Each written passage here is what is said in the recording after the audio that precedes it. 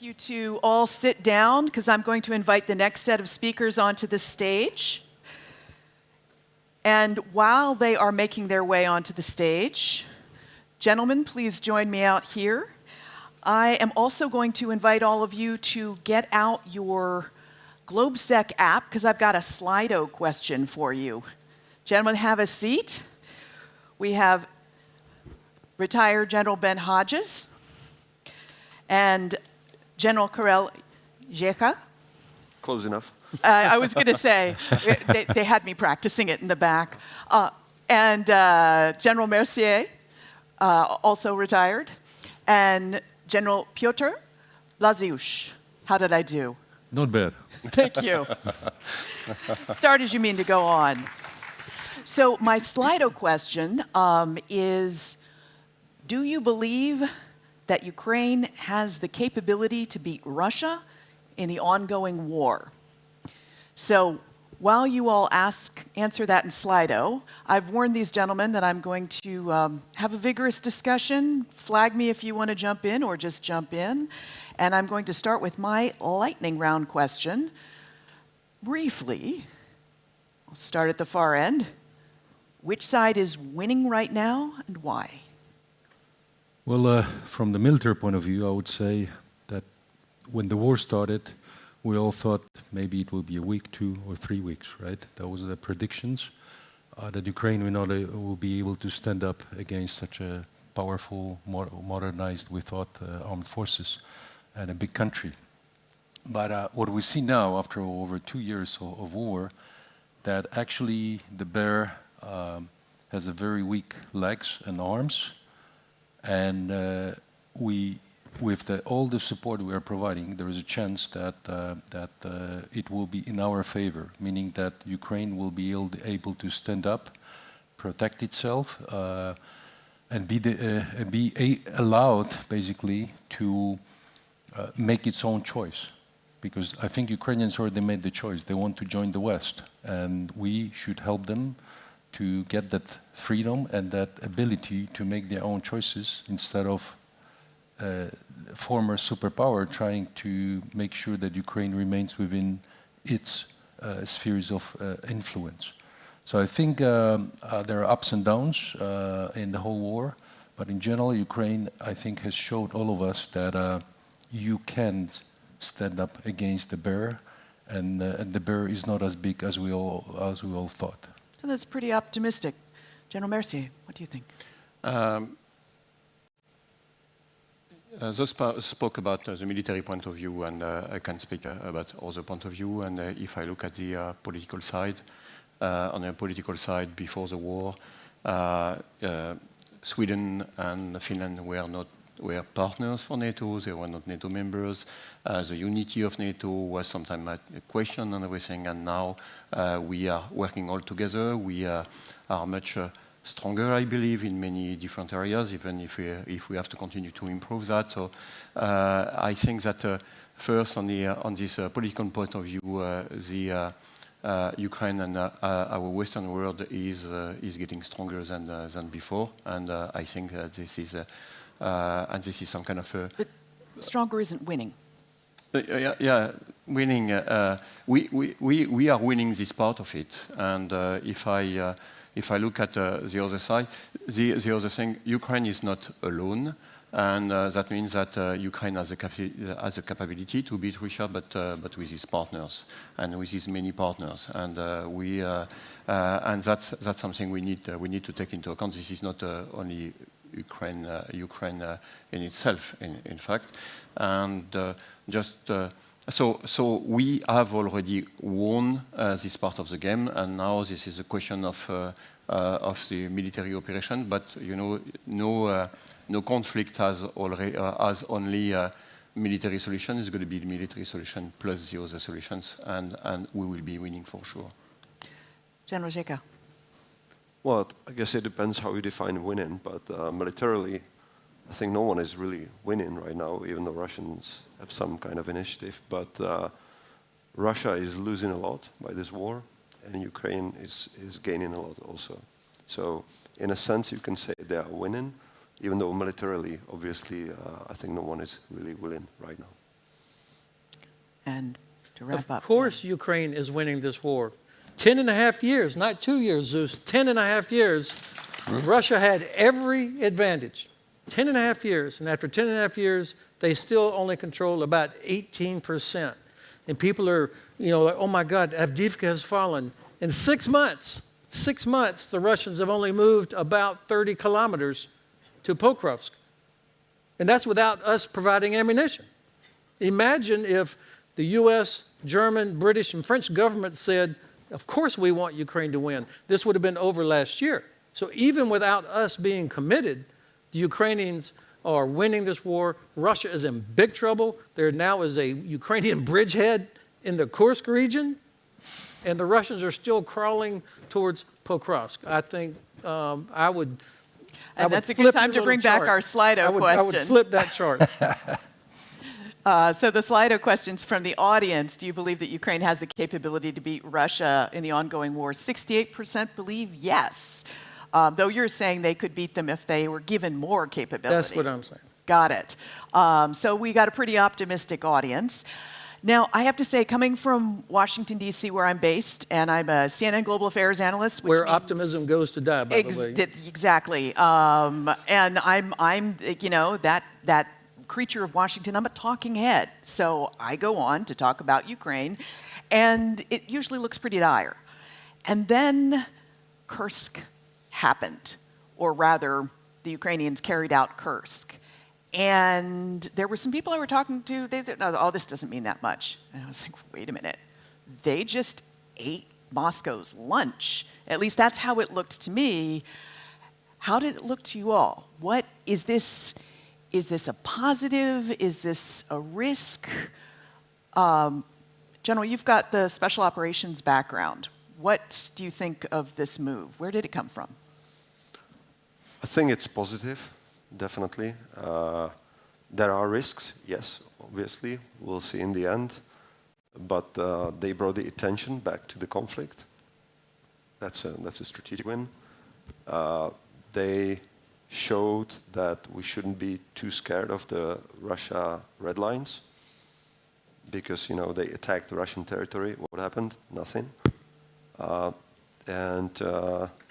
And also it's a big morale booster, I think, in the Ukraine. So I think overall it's definitely positive. Yes, then you have also this military tactical operational advantages like, bringing dilemmas, spreading the resources of ISR and so on. But I think the real strategic winners are this, this attention, this kind of weakening the Russian deterrence and redliners, and the morale boost. General Błazeusz, do they have the troops to hold it and hold their position on the Eastern Front?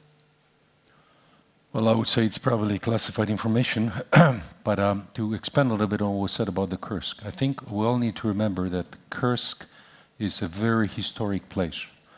This is where the tide of World War II has turned.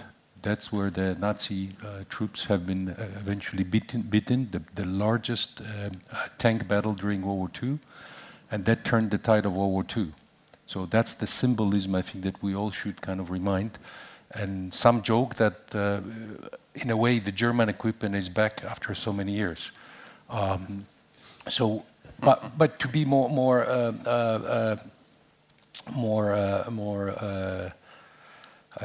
straightforward. First of all, this is the first fundamental of any warfare. Take the fight to the territory of the enemy. And Ukrainians have been doing it for a long time, smaller attacks, far away from the front. That's what allies were doing in World War II, both in Germany and Japan. So there is nothing new really about it. But the big thing is that it's a big blow to the whole propaganda of Mr. Putin. Evacuating over 200,000 of his own citizens, you cannot really hide it, even if you have a good clamp on the social media and everything. So I think this is what's...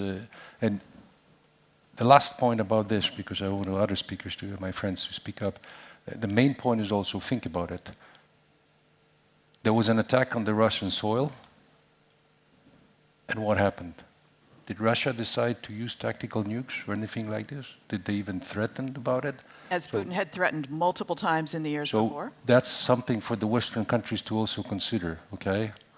that maybe he's just bluffing all the time and we're taking it a little bit too seriously. General Mercier, when you were in service, before you were chief of the French Air Force, you flew something like 180 plus combat missions. Now, I understand that one of the advantages of taking Kursk is that thousands of attacks had been launched from that territory. In terms of air defense, what does taking Kursk do you think?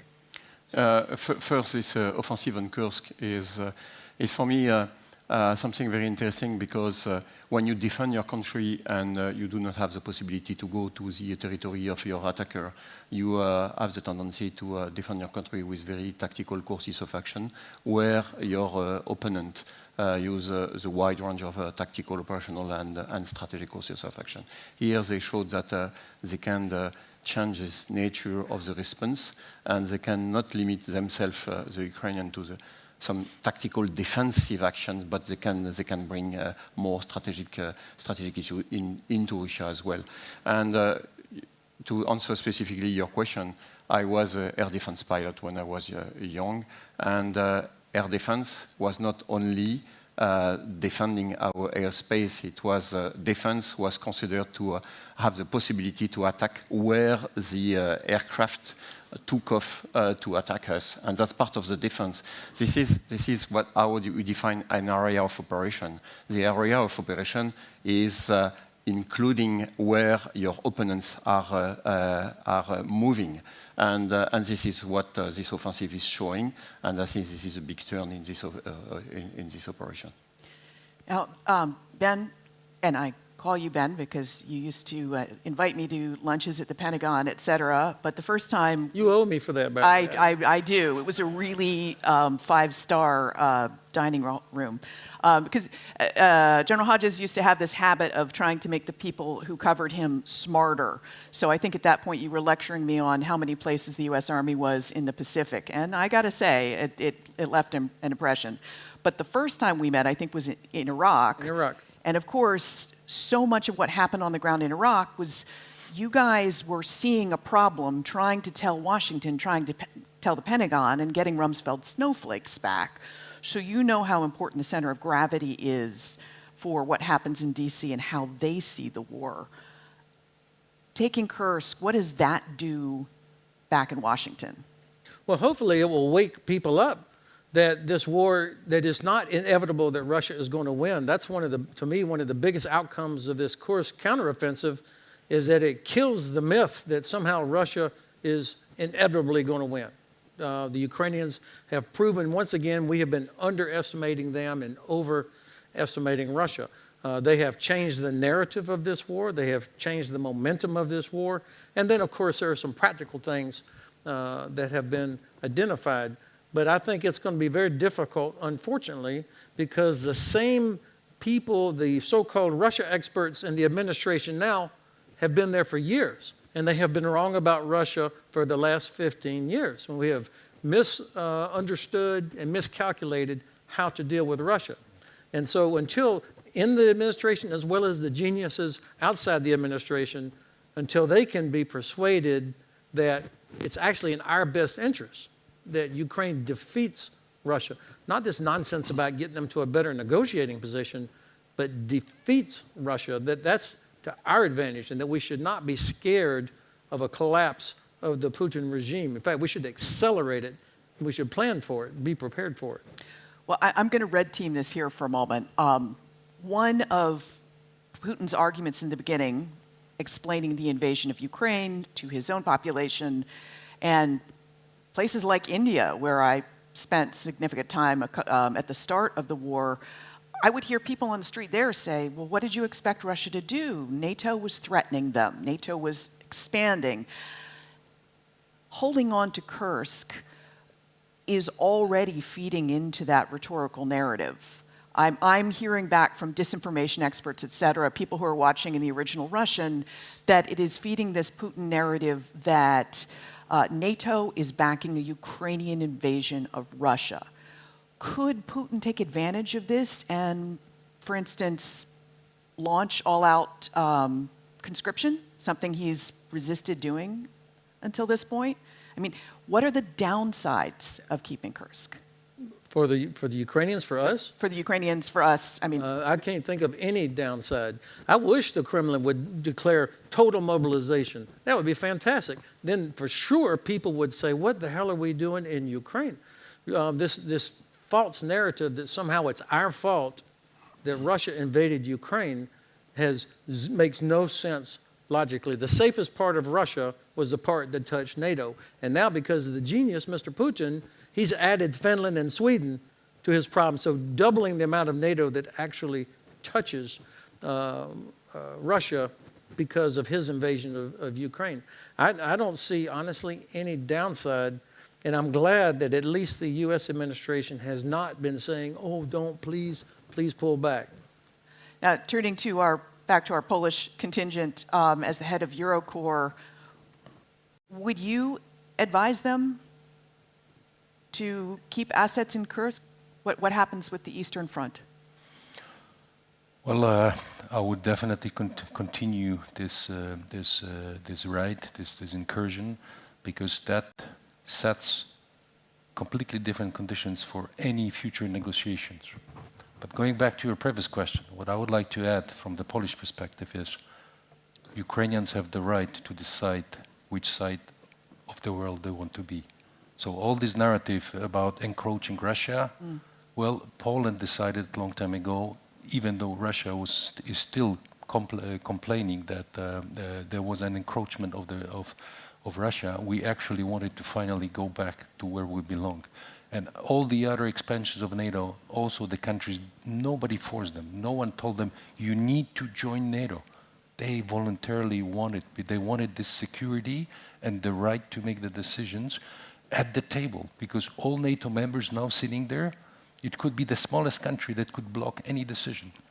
So that's something to keep in mind. And all this Russian rhetoric for many years that that NATO is encroaching on them, I would rather say that NATO is providing security for the countries that want to have the right to decide about their future.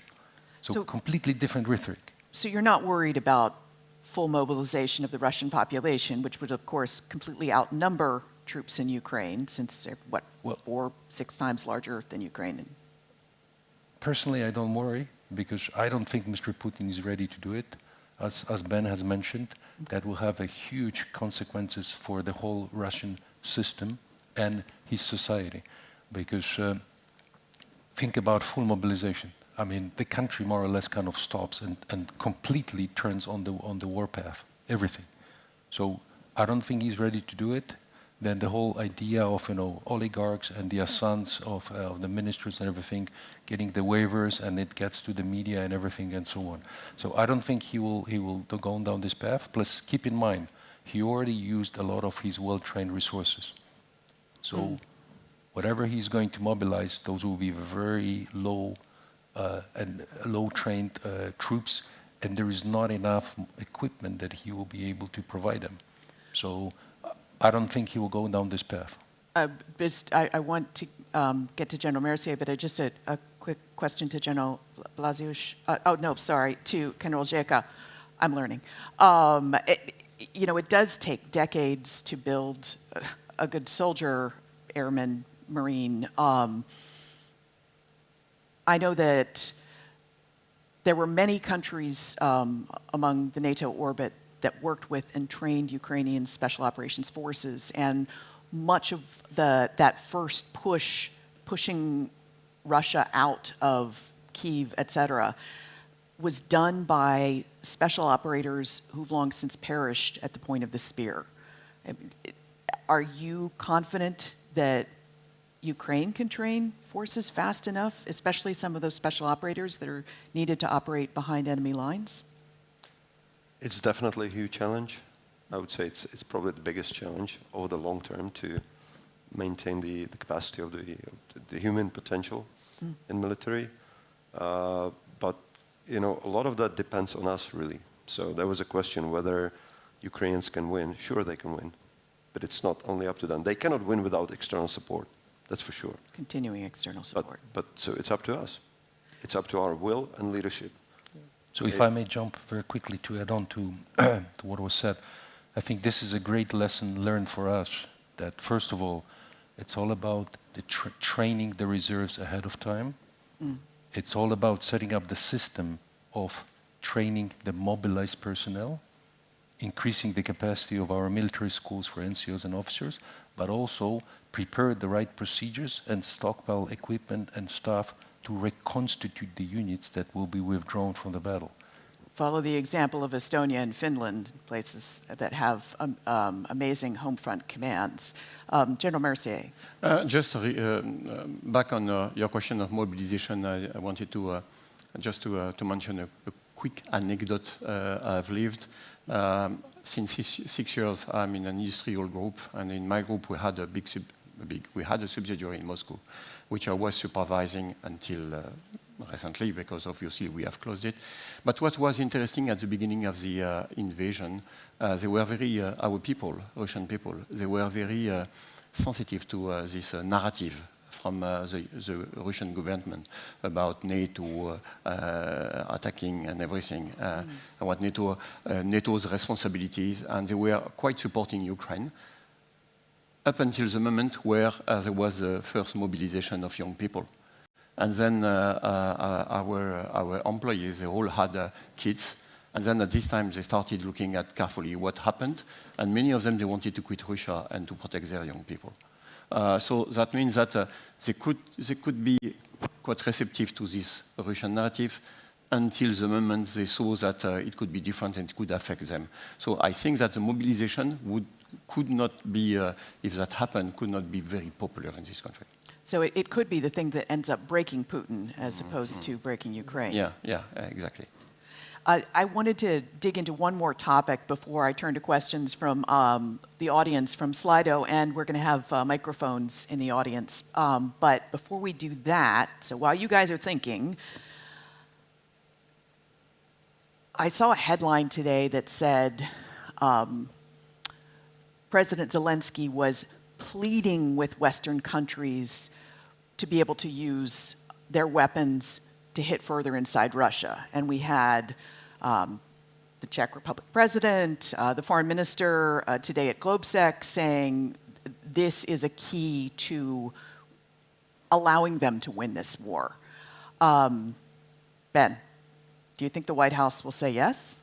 Well, this White House. Yeah, this terrible policy of not allowing Ukraine to use ATACMS, for example, against airfields inside. And can you remind, for those in the audience who don't know what ATACMS is the Army Tactical Missile System, 300-kilometer range, I mean, pinpoint precision, and we have restricted the Ukrainians from being able to use that against targets inside of Russia.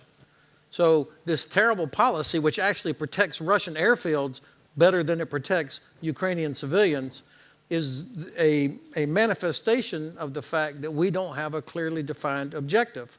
So the administration, which I think has done a lot of good for Ukraine, has failed the most important task, which is to say, what do we want to accomplish? What are we trying to accomplish? And so the strategy is, oh my God, let's avoid escalation. And so that's how you end up with terrible policies like this. If you could, General Breedlove uses the metaphor, it's better to kill the archer than try to intercept all of the arrows.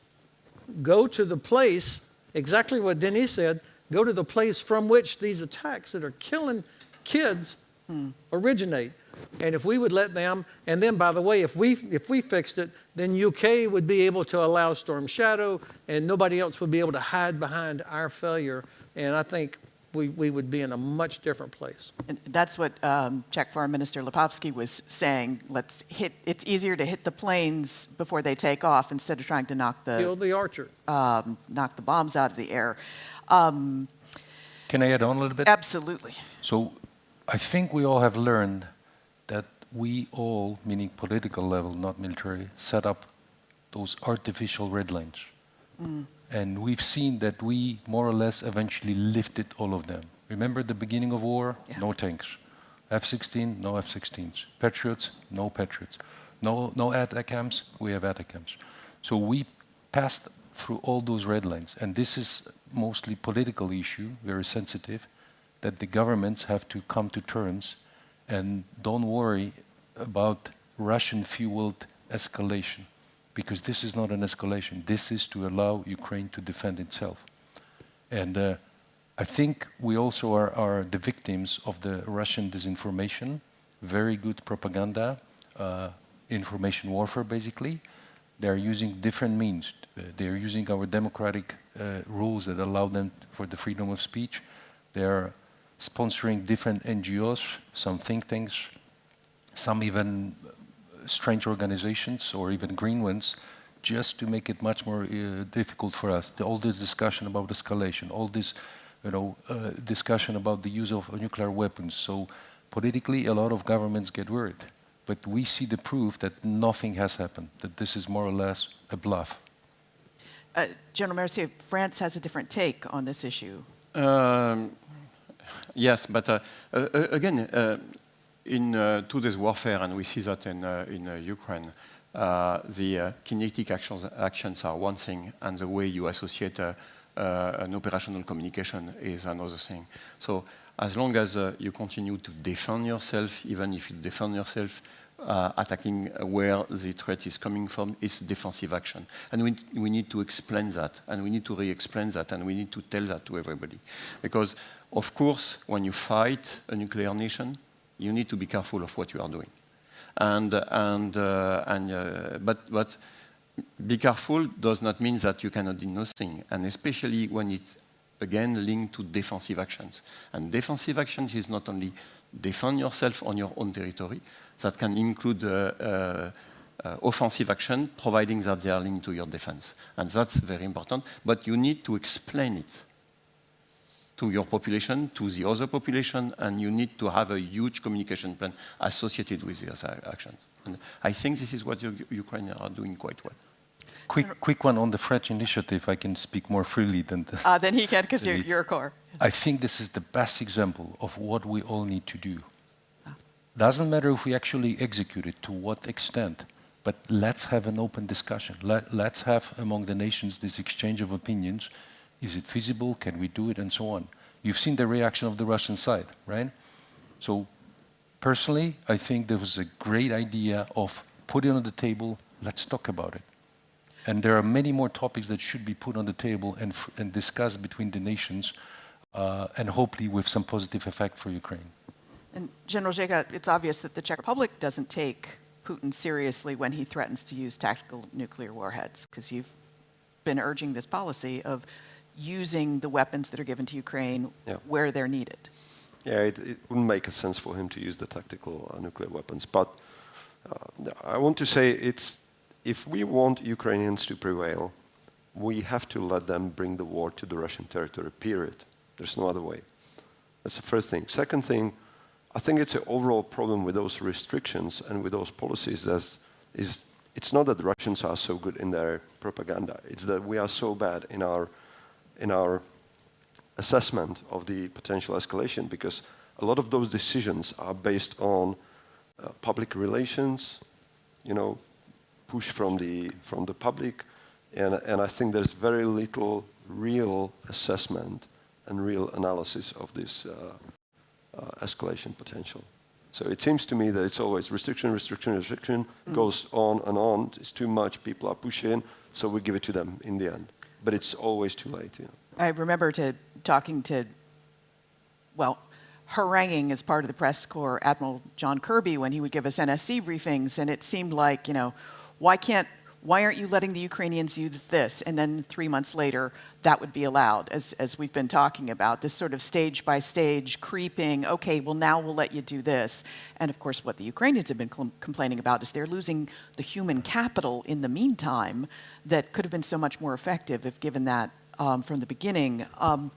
I would like to invite the GLOBSEC folks to be ready to run with the microphones, and please be ready to raise your hands in the audience. But I will take a question first from Slido. From Heinrich Kreft asks, doesn't it look like advancing in the Donbass should be a higher priority for Putin than pushing Ukrainians out of Kursk? What could be his rationale? Who wants to take that one? For Putin? Yeah, this is for Putin. In other words, right now what we see is Putin hasn't devoted a number of troops, it looks like, to the Kursk effort. It looks like he's keeping many of his troops Actually, in the east. we don't really know what they're doing, because in Russia, the FSB and the general staff hate each other. They would rather see the other side fail. And the FSB has been put in charge of the countering the Kursk counteroffensive. The general staff is in the east, and so the general staff is not real keen to send troops around to help FSB erase this Kursk bridgehead. And it's hundreds of kilometers. So because the Russians were caught by surprise, they don't have trains and trucks already at hand to move significant numbers of troops around to even help. So even if somebody said, we've got to fix this, this is now the priority, it's going to be weeks before you start seeing sizable troop movements from the Donbass around to deal with Kursk. There are thousands of Russians that are beginning to start moving towards there, but I think we are being helped, Ukraine is being helped by the fact that Russia's command and control system is not conducive to smooth operations and making these kind of things happen. And of course, the Ukrainians will have war gamed this, and they are already breaking the rail lines that would be required. They can't just get on the train and move there. So the Ukrainians are doing multi-domain operations. We talk about it, they're actually doing it. Well, reporters have seen on the ground, they're laying out razor wire, they're putting in berms, they're putting in various defenses that would protect them if they have to pull out, or... Well, no, this is because they assumed that the Russians will finally get their act together and start attacking. I mean, this is what their grandfathers did. When you had these huge battles of maneuver in the Eastern Front, you know, it was not uncommon that somebody would be encircled, or would create a penetration. And so, of course, you would start digging in immediately to protect against the inevitable counterattack. Just to add on a little bit, if I may. Okay. First of all, I think it was brilliant on the Ukrainian side to do this incursion, this raid, because it showed the weakness. They found a very soft spot in the system that presented itself as the one that can quickly respond. The second point is, I think that Ukrainians are preparing something else.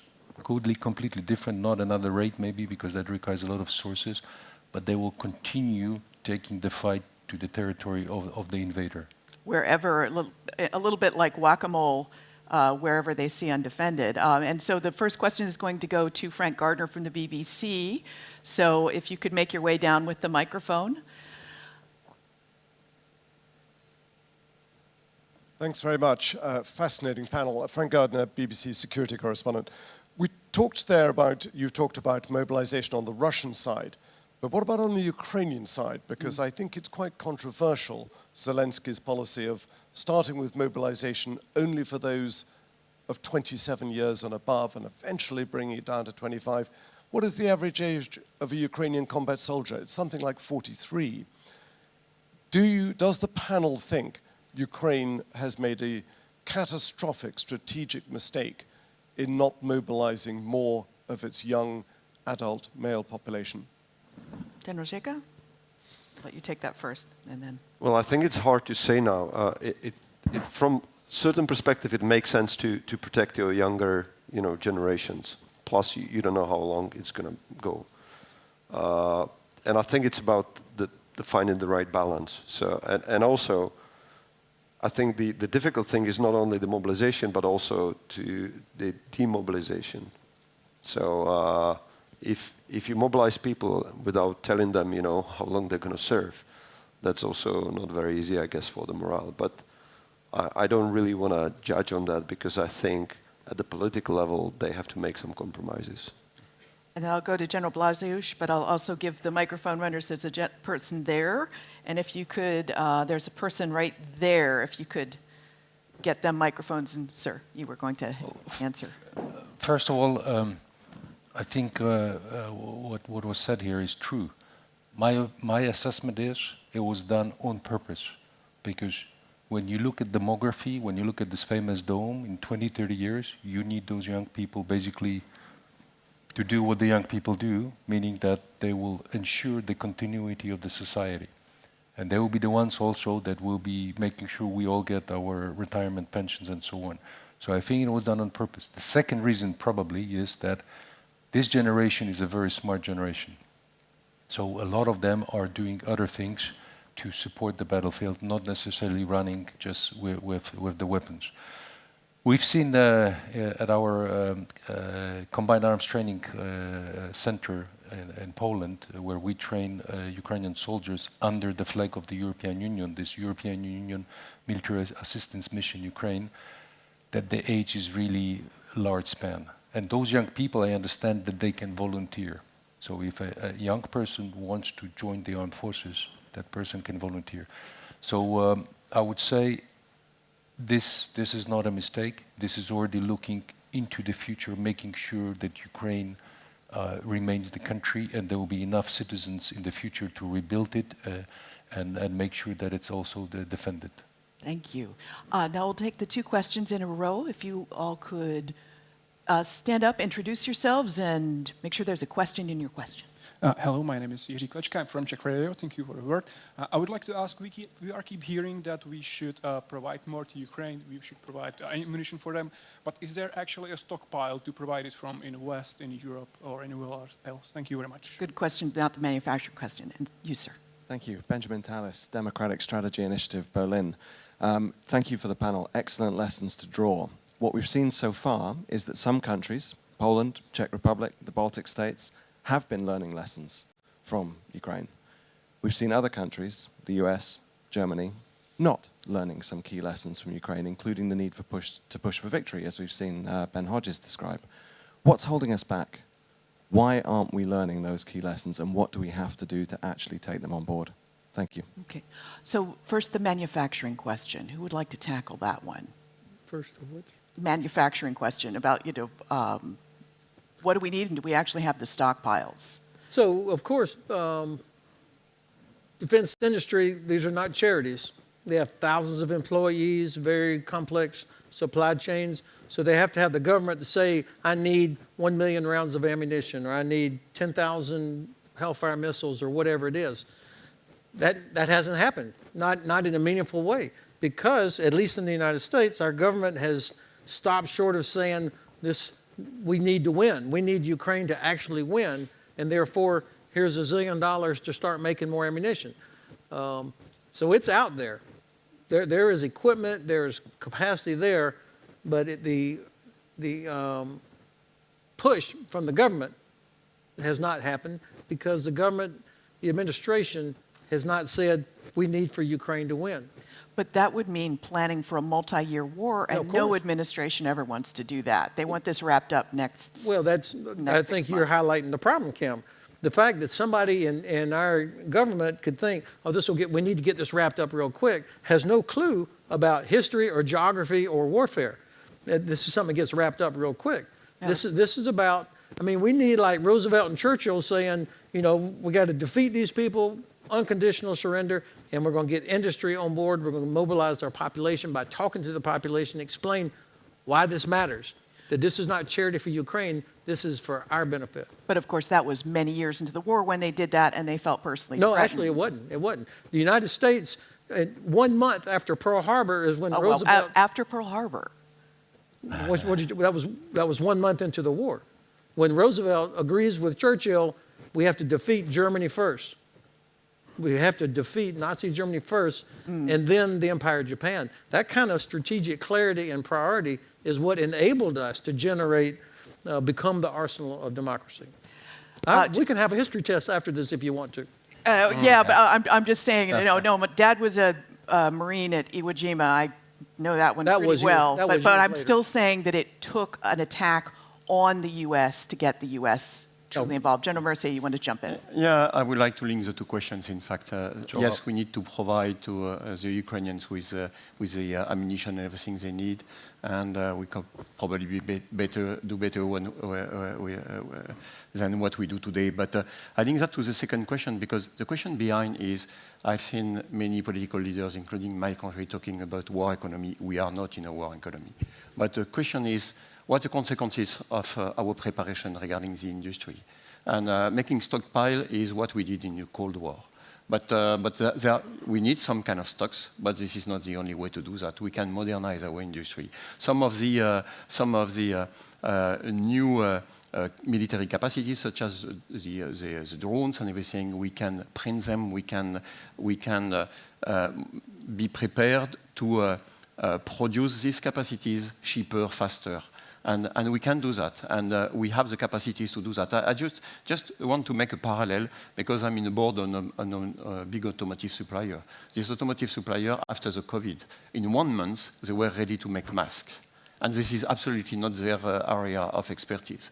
So there are possibilities to look really deeply in our country into what is existing today in order to build our resilience and be sure that if the situation dictates, we are able to provide what we need, not only with the big primes, with the defense industry, which remain very conventional, but as a whole of a nation effort.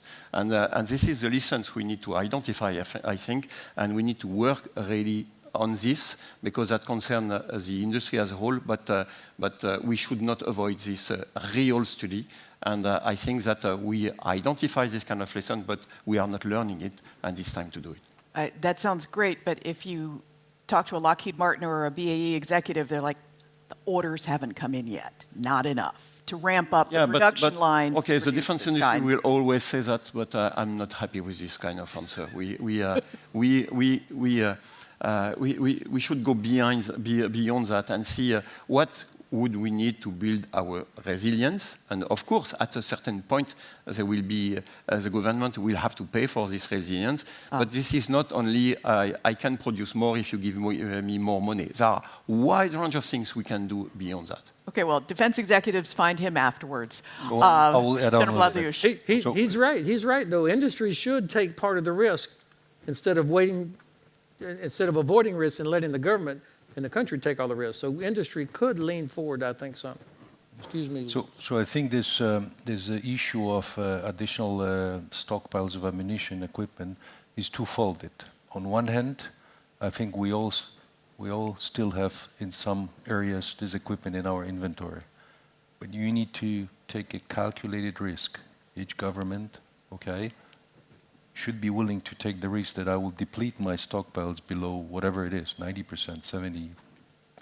That's one venue of still doing, which is difficult because usually the argument is, I need to keep it for my own defense.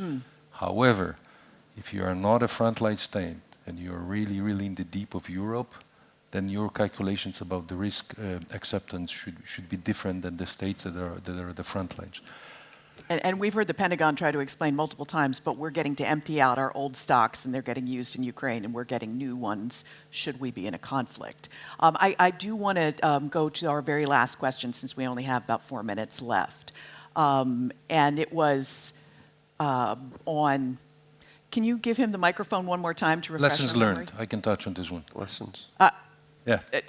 Just remind us. Sure. The big point was, why are some countries learning lessons and others not learning lessons? And what would it take for Germany and the US in particular to actually start learning those lessons? So quick one on this one. Okay. I remember the question. So basically, I think it's all about the threat perception. Because in our society, it feels the threat. I mean, you heard about all those air violations of missiles, UAVs, and so on. So our society feels the threat, fully supports the spending, and is willing also to join the armed forces. The farther away from the front line you go, usually the perception is different. And then the implementation of the lessons learned sometimes takes a bit longer. This is not a general rule, but that's what often happens. The other point is obviously the willingness to change, because usually our defense systems are rather not very flexible, let's say. So they're willing to change, because then every change is difficult in the military. Somebody is losing the job, you're establishing new commands, and so on, and transferring people, transferring the equipment. So I think that it has a lot to do with this one, and the willingness of the leaders to make this kind of decisions and reforms, because quite often you need to actually reform. You need to create completely new commands, like in France, the newly established Deep Effects and Intelligence Command that will be open very soon. So really, really, it's a conglomerate of decisions where military is just, a It small sounds part like you are watching the ship slowly turn. General Mercier, just briefly, the French public, are enough of them still behind the war effort? Because the recent election would say no. I haven't seen really Parliamentary election. I haven't seen really question about this war effort, and the French public is really behind the armed forces and behind this effort. And even now, where we have a huge discussion between many different political parties, I don't see this question of Ukraine and the war effort a question. In fact, at least people are supporting it. And to you, the Czech Republic seems to understand the threat. Well, let's say we're not the worst, but I think it could be better. But what was mentioned with the lessons, it's those countries who learn the lesson are those who are willing to support Ukraine. And that's, as was mentioned, that's because people understand the threat and they feel the sense of urgency. And that's the biggest difference between the frontline states, whether it's Baltic states, Poland, Romania, all those countries who really feel the threat, and people here. And I think what is really strategic, what could be the strategic game changer, what we need to do is to explain, to make sure that the big part of society understand the reality of the threats. If we manage to do that, we shouldn't have a problem with learning lessons, defense spending, industry, support to Ukraine. So, General. And shouldn't be explained by military, by the way. Pardon? By the military. It Got it. shouldn't be explained. Shouldn't only be by explained. Oh, by the political leaders. Should be explained by political leaders. Got it. So, General Hodges, I've given you 30 seconds. How would you win over the U.S. public? Well, the president, that's the job of the president, of our political leaders, to explain to people in Missouri, California, Texas, New York, Michigan, why this war matters to us. American prosperity is directly tied to Europe's prosperity, and Europe's prosperity depends on stability and security in Europe. This war that Russia started has put millions of Ukrainian refugees in Romania, Poland, and Germany, and in other countries.